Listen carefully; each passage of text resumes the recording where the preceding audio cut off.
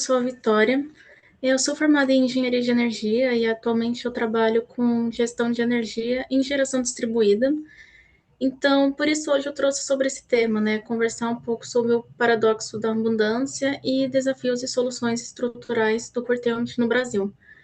Porque atualmente a gente olha muito para os sintomas do curtailment, não de uma forma, de uma orquestração sistêmica, né? De como integrar data centers e inovações regulatórias para estabilizar o Sistema Interligado Nacional, né, o SIM.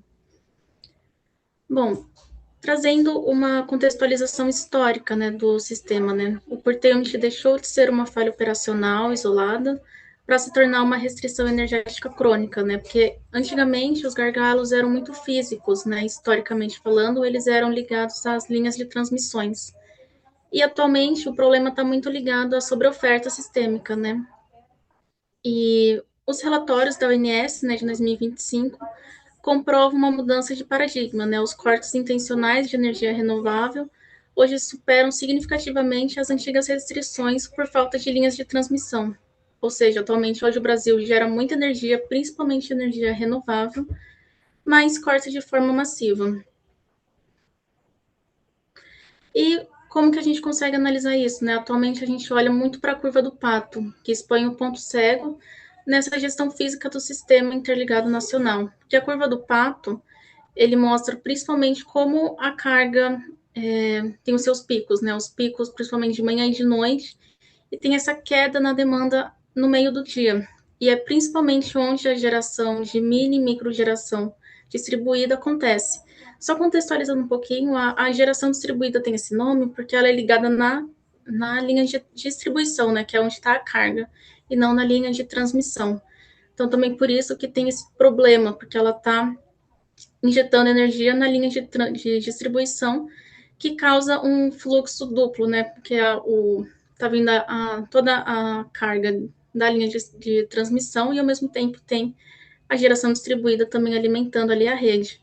E principalmente no pico, né, do meio-dia, tem esse descompasso. Então, atualmente, o ponto cego é que a geração distribuída já representa 25% da capacidade do sistema, e no pico, né, ela atende a carga local, ou seja, atende ali na distribuição e opera de forma meio que invisível para a ONS, porque a ONS só olha para a linha de transmissão.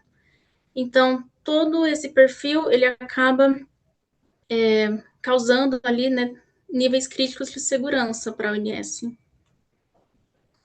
Quando a gente olha para esse sistema, né, a gente pensa principalmente na questão das baterias ou do BES, né, que elas vão atuar como esponjas, né, entre aspas, mas elas acabam ignorando esse colapso físico no sistema e as ameaças de tensão na rede. Porque quando a gente olha para a geração solar, a gente fala, se a gente instalar um BES junto, ele meio que vai garantir que essa geração que é gerada ao meio-dia vai ser armazenada no BES. Só que ele sendo olhado só dessa forma, né, de armazenar numa hora de baixo preço e injetar na rede em alto preço na hora da alta demanda, não acaba sendo muito viável, né, atualmente, principalmente pelo custo do BES, né, olhando ele só para essa questão, tanto BES ou hidrogênio verde, por exemplo, que a gente acaba ignorando esse risco meio que subterrâneo, né, de que está causando ali nas linhas de transmissão. Até trouxe um estudo de caso, né, que foi do Dia dos Pais do ano passado, que foi necessário desligar usinas ao meio-dia, e usinas ligadas na transmissão, usinas térmicas, por exemplo, ou hidrelétricas, porque o sistema não teve como aguentar, né? Toda essa energia sendo injetada. Só que quando você desliga usinas, tem um outro problema. Gera todo um problema de inércia e controle de tensão na rede, mesmo sendo um problema, né? E a ONS, por isso, teve que abrir 26 linhas de transmissões para evitar todo esse problema na rede. Então, quando a gente olha para tudo isso, a gente olha para três pilares principais, né? Que é um pilar mais voltado para a parte técnica, né? Que é a instabilidade dinâmica, que a rede precisa de novas âncoras físicas. O que seria isso, né? A gente precisa de novos compensadores síncronos nas subestações para garantir essa inércia, né? Não necessariamente gerar mais energia, mas ter a inércia, a potência reativa para conseguir escoar toda essa energia renovável no sistema. Mas como que a gente vai resolver esse ponto cego do sistema, né, da geração distribuída, que a ONS não enxerga? Então, seria ter um projeto que é como se fosse um operador da distribuição e a modernização do módulo 3 do PRODIST, que é todo em volta da geração distribuída, por exemplo, para ter como as distribuidoras, né, as distribuidoras de energia atuarem na coordenação com o operador para gerenciar, né, seja em casos de cortar ou em casos mais emergenciais mesmo, né. E tem a questão do pilar do mercado, né, sinais econômicos, principalmente, em focos em novos modelos de remuneração, remunerar o sistema em serviços ancilares. Então, por exemplo, se a gente colocar baterias no sistema, remunerar essas baterias por elas serem serviços ancilares, que garantem essa questão de manter a tensão e frequência da rede, ou atração de cargas eletrointensivas, que seriam os data centers conectados na rede de transmissão. Porque como seria nessa questão dos data centers atualmente, né? Se a gente atrai essas demandas massivas, a gente consegue colocar elas diretamente na sobreoferta local, instalar eles próximos da geração que está tendo esse problema. Então, eles conseguiriam, por exemplo, serem alimentados com essa geração, com essa sobreoferta de geração, né? Além de evitar toda essa questão da linha de transmissão, que já é um problema, que teria que transmitir toda essa energia para grandes centros urbanos, em vez de ter um data center que já está mais próximo. E, né, o armazenamento, né, só seria viabilizado financeiramente e remunerado pela prestação de serviços ancilares, que seria pela resposta rápida da frequência e o suporte intradiário do reativo, que a conta não fecha, né, pela simples energia excedente. Então, eles também entrariam nessa questão de funcionarem como esponjas ali momentâneas, mas passar a serem remunerados também como serviços ancilares, né, trazendo mais confiabilidade à rede. Então, sintetizando tudo que eu trouxe aqui um pouco, né, quando a gente olha de uma forma um pouco mais antiga no sistema, o problema principal sempre foi falta de linhas de transmissão para escoar toda essa energia gerada e por isso tem o curtailment, né, cortar as renováveis. Só que se a gente corta as renováveis, ou até, por exemplo, nesse caso que foi extremo dos Dias dos Pais, que teve que cortar usinas, tem toda essa questão da perda da inércia, descontrole de tensão e fluxos bidirecionais. Então, se a gente olha para as baterias só como esponjas para resolver essa sobreoferta, também não está só ali resolvendo meio que localmente, né? Se a gente olha ele como provedores dinâmicos e remunerados por serviços ancilares para garantir a confiabilidade, também seria um outro incentivo para ter as baterias no sistema. E também a questão da geração distribuída. Como ela já é 25% do nosso sistema, ela tem toda essa questão que ela é meio que intocável por estar na geração, né, na linha de distribuição. O ideal seria começar a olhar para ela com recursos energéticos distribuídos e despachar ativamente controlados via essa interface, né, que seria entre a ONS e um novo operador que olharia para a distribuição. Aqui estão as referências que eu utilizei e essa foi a discussão que eu quis trazer hoje, né? Obrigada. Legal, Vitória, parabéns. Discussão super importante, coisas novas que eu aprendi aqui também. Vou deixar aberto para perguntas, para saber se alguém tem, senão eu já faço a minha aqui também. Né? Curtailment, baterias, data center, conseguiu resumir bem e no tempo. Muito bom, parabéns. Só tá Obrigada. fiada aí, viu? Tem alguém que quer comentar? Eu não estou conseguindo levantar a mão aqui, mas Vai lá, gostaria de Camila. perguntar. Vitória, primeiro te parabenizar. Gostei muito da apresentação, tá? Eu queria, na realidade, complementar uma informação em relação à questão de MMGD. Na realidade, eu acho que o governo federal ele, intensificou, né, e injetou muito dinheiro para as pessoas, enfim, fazerem a produção, né, a própria produção. E isso não foi visto a possibilidade do que a gente tem visto acontecendo agora, que é injetar energia no sistema, e um sistema precário, que é um sistema que a gente tem ainda bastante precário, né? Obviamente que avançou muito dos anos 2000, onde a gente tinha as cortes de energias assim estrondosos. Eu acredito que aqui quem tem 30 anos passou por isso. Visto de fato algumas quedas assim de energia dentro do país da gente, né, no Brasil em si. E esse não foi um plano, na minha visão, assim, tão eficaz, tá? No sentido de vamos injetar, vamos colocar a sociedade em si voltada para a questão de energia renovável e não ter uma confiabilidade do sistema para abarcar essa produção toda.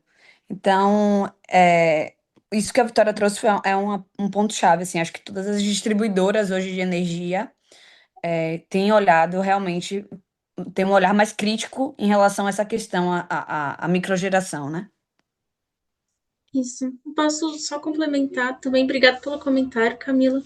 Antes da 14.300, né, em 2021, a 14.300 ela estabeleceu algumas outras normas para geração distribuída, né? Então, antes dela, teve todo o incentivo também, né?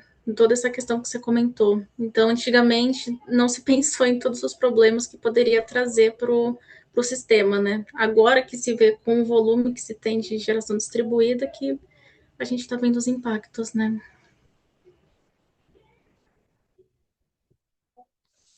Eu ia E fazer a minha mais, gente, pergunta, mas o João e o Lucas, ó, deu o assunto. Então vamos fazer esses dois e aí a gente vai, se responde rapidinho, a gente vai pro próximo. A gente tem 3 minutinhos aqui. Eu tinha uma no bolso aqui, mas eu vou guardar depois eu faço no particular, viu, Vitória? tá João e bom. Luca, fiquem à vontade. Obrigado pela interação. Tô gostando, tá legal. Vitória, boa noite. Parabéns pela apresentação. Muito boa. Obrigada. Não sabia da questão da questão específica que você comentou, né, nas subestações. Eu, como uma pessoa que não sou necessariamente formada em energia, acabo aprendendo muito nessas apresentações e tudo mais. Eu queria te perguntar o seguinte: vocês trouxeram aí um ponto importante que é o Brasil geralmente regula, deixa as atividades acontecerem, regula elas parcialmente, depois percebe impactos muito pesados que não foram levados em consideração, até porque a gente já sabia, por exemplo, que a GD poderia ter dado problema porque deu na Espanha, antes de se tornar o boom que se tornou aqui. E aí a gente vai tentar remediar em vez de cuidar da situação. Em relação aos data centers, é claro, o Brasil tem um grande potencial nisso, mas eu tenho visto também parte da sociedade civil e também de comunidades que são afetadas trazerem alguns pontos que eu acho relevantes da gente colocar no debate, e eu queria saber a sua opinião em relação a isso, que são o alto consumo de água, que leva inclusive a um estresse hídrico gigantesco, que pode inclusive levar em várias regiões a própria dessentização, se não me engano. O termo é basicamente você tira a água das pessoas, você tira a água dos sistemas produtivos locais, inclusive da própria indústria e da agricultura, para esfriar data centers, né? E você também tem o problema de que os data centers vão exigir minerais e muitas vezes a gente vai precisar ter realmente a rastreabilidade ambiental desses minerais, porque inclusive tem acontecido em alguns países africanos, Uhum. como na República Democrática do Congo, do cobalto, por exemplo, ser usado para data centers, mas as regiões, inclusive, onde ele é extraído, tem uma série de violações de direitos humanos, inclusive são as regiões que a gente está tendo o surto da Ebola, que as pessoas estão se contaminando e não estão tendo cuidado por parte das mineradoras. É claro que, assim, República Democrática do Congo e Brasil têm realidades diferentes, mas a gente sabe também que a mineração no Brasil, onde ela se instala, é preciso tomar um cuidado muito grande, por isso que, inclusive, a gente tem na própria literatura a maldição dos recursos naturais, né? Eles dizem, né, sobre a questão do dilema que o poder público precisa ter para conseguir balizar e justamente utilizar a parcela pública que recebe com os royalties para conseguir fazer frente a esses problemas que ocorrem. Minha pergunta é para você: se a gente aposta nos data centers para a gente reduzir o curtailment, qual que é, na sua visão, a importância da regulação para a gente também reduzir, segurar os impactos ambientais? Uhum. Bom, muito Antes, vamos passar obrigada. pro Luca e aí a Ah, gente tá. passa para você, por conta do tempo. Eu vou tentar ser breve. Boa noite. Boa noite. Vitória, Boa noite. parabenizar mais uma vez também pela sua Obrigada. apresentação.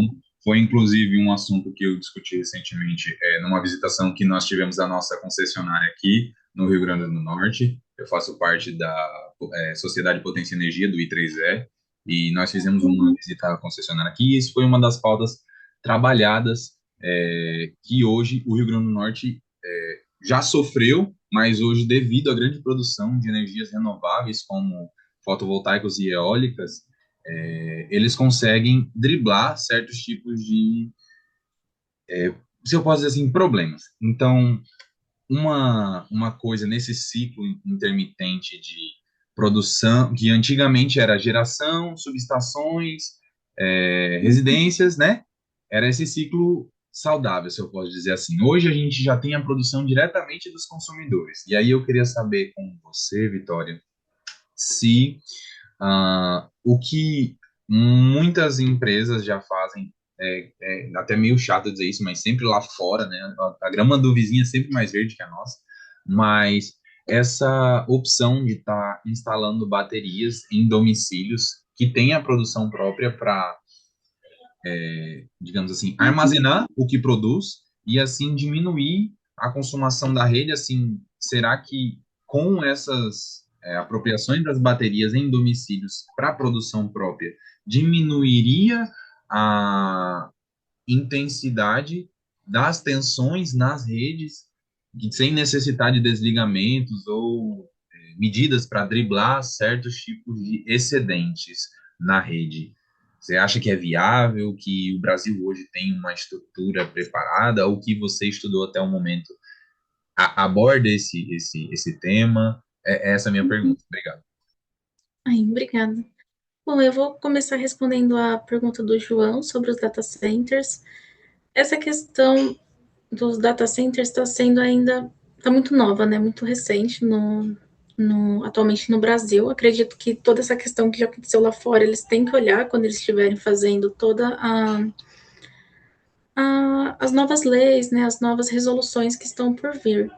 Então, acredito que, eu espero, né, ao meu olhar, que eles tragam toda essa questão ambiental também junto, visto que sempre entra em tema, né, de que as renováveis estão tendo esse problema no sistema, mas as renováveis também têm alguns problemas ambientais, né, não são realmente 100% fontes limpas, né.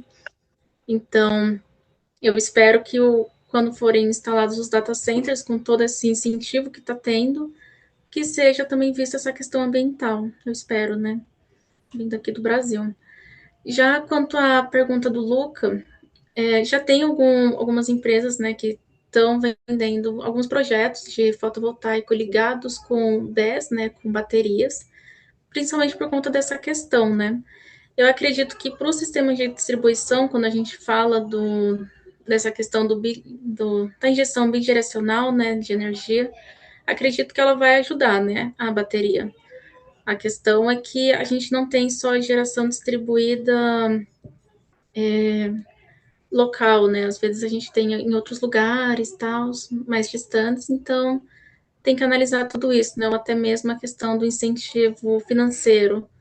Até a bateria se tornar realmente viável, talvez ainda vai levar alguns anos, então acredito que entra toda essa questão também para ser uma solução.